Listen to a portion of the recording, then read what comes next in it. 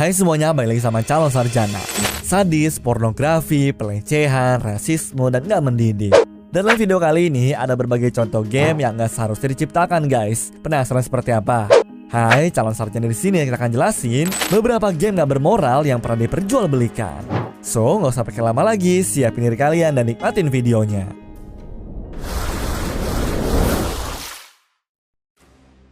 Rise of the Tomb Raider. Beberapa tahun yang lalu, masyarakat sempat dibuat heboh karena rilisnya game berjudul Rise of the Tomb Raider yang katanya sih emang bagus banget guys. Cuma sayangnya game ini dilarang beredar di negara Arab Saudi loh. Pasti pada penasaran kan alasannya itu kenapa? Nah, melalui pernyataan Twitter, Xbox secara resmi mengumumkan kalau game Rise of the Tomb Raider emang dilarang beredar di sana, cuma alasan kenapanya tuh ya masih belum jelas. Gara-gara baik dari pihak pembuat game ataupun pihak negara sama sekali nggak mau menjelaskan apapun.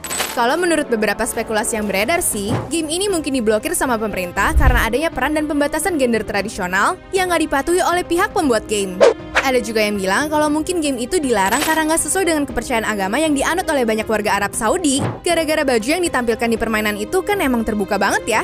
Apalagi di game ini juga banyak orang yang membuat mods tambahan dengan menyediakan berbagai macam pakaian lara, mulai dari telanjang sampai seksi guys.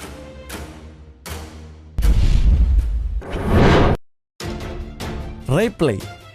Dari nama gamenya aja, kalian udah nangkep lah ya ini tuh game seperti apa? Gue rada bingung juga mau nampilin videonya gimana karena takut dilihat sama adik-adik ntar. Tapi intinya, Replay adalah video game 3D berbau seksual yang dirilis di Jepang pada tahun 2006 lalu. Mereka yang memainkan game semacam ini pasti demen banget sama fantasi seksual 3D. Tujuan gamenya cuma satu, yaitu melakukan pelecehan terhadap karakter wanita yang tampil di gameplay. Pokoknya nggak jelas banget deh.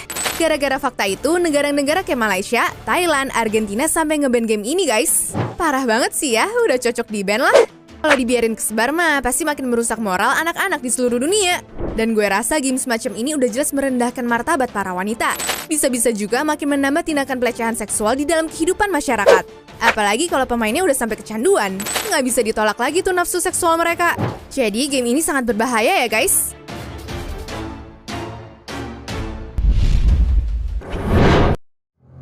Bedem and Idem. Ini lagi yang paling ngaco, Bedem and Idem. Semacam game bergenre porno yang menyerupai gameplay Atari guys. Kabarnya permainan ini diciptakan pada tahun 1982 sama perusahaan bernama Mystic. Asal kalian tahu aja ya, lihat grafik dari gamenya aja udah bikin gue muak guys. Mereka yang tertarik memainkan game ini akan mengontrol dua karakter wanita telanjang untuk menelan air mani dari karakter laki-laki di atasnya. Ini sumpah nggak ada moral sih yang bikin gamenya. Gue nggak perlu jelasin lah ya gimana cara mainnya dan lain-lain karena emang nggak jelas guys. Sama sekali bukan video game yang berbobot. Nah, karena terlalu mesum, game ini pun langsung dilarang beredar di mana-mana.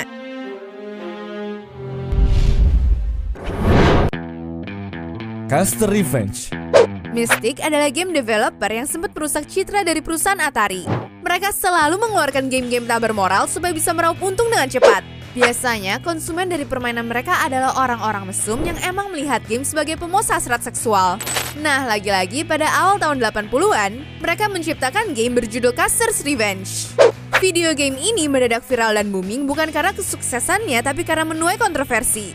Sebelum gue jelasin bagaimana permainannya, kalian perlu tahu kalau judul game itu mengambil nama dari seorang jenderal terkenal dalam sejarah Amerika Serikat. Dia adalah Jenderal George Armstrong Custer, seorang militer Amerika yang mati di tangan suku Indian pada tahun 1876. Nah, di dalam game ini, para player akan mengendalikan karakter Jenderal Custer yang tampil tanpa busana kecuali topinya. Disinilah semuanya tampak buruk.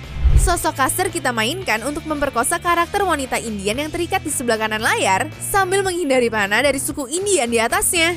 Udah rasis, pornografi, pelecehan, dan gak mendidik lagi. Ujung-ujungnya, Atari menuntut pihak Mystic karena udah sembarangan membuat game ini dalam platform mereka.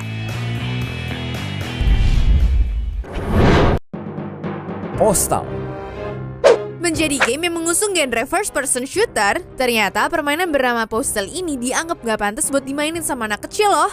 Katanya sih gara-gara banyak sejumlah adegan mengerikan yang kayaknya gak bakal cocok untuk dilihat oleh anak-anak masih di bawah umur. Bahaya kan kalau mereka nantinya berpikir hal kayak begitu gak masalah? Apalagi kalau mereka malah berusaha mencontohnya sendiri. Duh, gawat banget deh. Lagian dalam video game yang berlatar belakang di negara Irlandia itu mengajak para pemainnya untuk menembaki sejumlah pekerja dan juga warga sipil loh. Udah gitu, game ini juga memungkinkan para pemainnya membuang air seni sembarangan, menjual obat-obatan terlarang, sekaligus memutilasi orang, guys. Serem banget kan? Asal kalian tahu ya, game yang sempat menjadi kontroversi ini ternyata dilarang di banyak negara termasuk Australia, Selandia Baru, dan juga Swedia loh.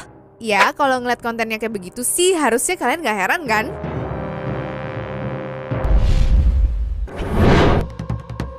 Pokemon Trading Card Game. Siapa coba yang bakal nyangka kalau Pokemon Trading Card Game juga ikutan masuk dalam permainan yang dilarang? Buat kalian yang nggak tahu, Pokemon Trading Card Game itu merupakan simulasi permainan video yang dimainkan dengan menggunakan kartu. Ya, walaupun yang tahu cara bermainnya kebanyakan para kolektor daripada orang biasa sih. Tapi ternyata game ini dilarang di negara Arab Saudi semenjak tahun 2001. Dengar-dengar, mereka emang udah melarang baik permainan kartu ataupun video game Pokemon dari bertahun-tahun yang lalu karena Pikachu dianggap sebagai ancaman untuk keamanan nasional. Buat kalian yang bingung dan bertanya-tanya, menurut beberapa sumber, game ini mempunyai simbol bintang David yang aslinya berkaitan dengan Zionisme. Asal kalian tahu ya, Zionisme merupakan suatu gerakan nasional orang Yahudi yang mendukung terciptanya sebuah tanah air Yahudi di wilayah yang didefinisikan sebagai tanah Israel. Walaupun simbol itu mungkin gak sengaja atau gak ada maksud untuk mendukung simbol Zionisme, tapi Arab Saudi merasa hal itu tetap bertentangan sama apa yang mereka yakini. Setelah tahu alasannya, gak heran sih ya kenapa akhirnya dilarang.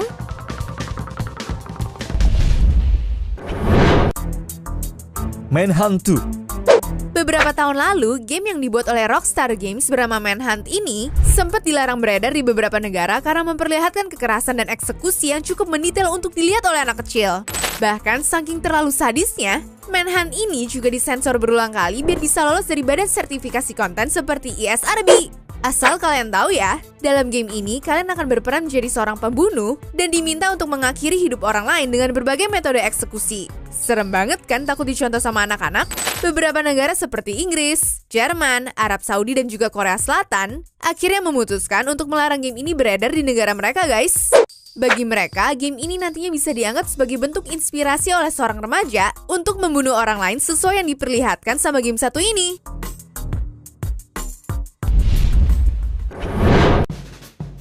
Bully.